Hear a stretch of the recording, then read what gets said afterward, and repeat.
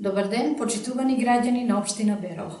На претходните пресови за злоупотребата на службената должност и неспособноста и незаконското работење на градоначалникот на општина Берово, Звонко Пекевски, пред граѓаните на општината, усно им ги презентиравме бројот на пресудата од Основен суд Кочани, односно пресуда ТС број 12/19 и пресудата ТСЖ 97/20, по кој се задолжува општината да исплати на тужителот, односно правното лице од дрвно-преработувачкиот сектор, судски трошоци во износ од 3600 евра, пари од буџетот на општината. На градоначалникот му оставивме доволно простор и време за да може да не демонтира со факти, но еве сега пред вас и пред камерите ви ги презентираме извршните судски пресуди од Основен суд Кочани и Апелацијски суд Штип, па вие како обични граѓани погледнете и самите уверете се.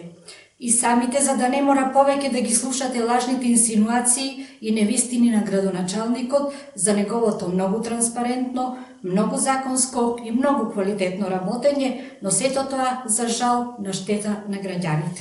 Ова е пресудата ТС број 12/19 од Основен суд Кочани.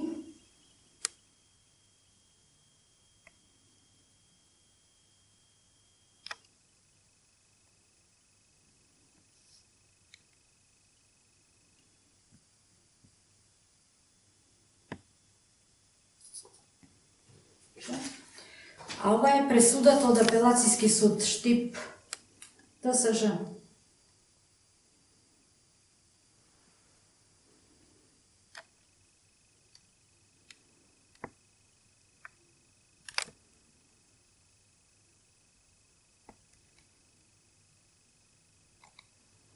Пресуди кои го обврзуваат градоначалникот да исплати 3600 евра, значи од буџетот на општината.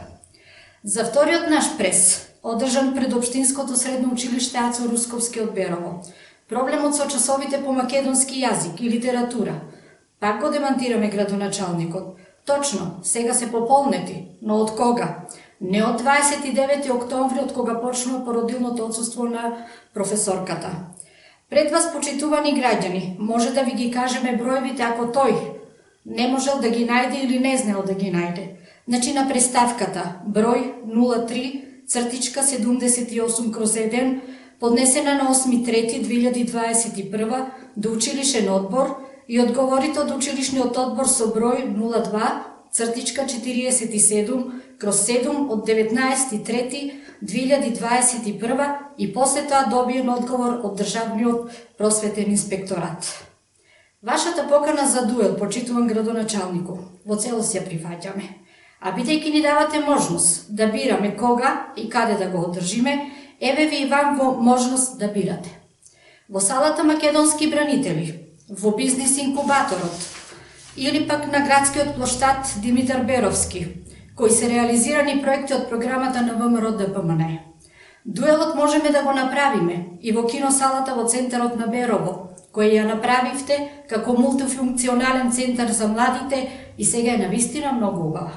Можеме да го направиме и во преадаптираниот дом во село Русиново, во кој сега е многу убаво и уште е поавтентичен.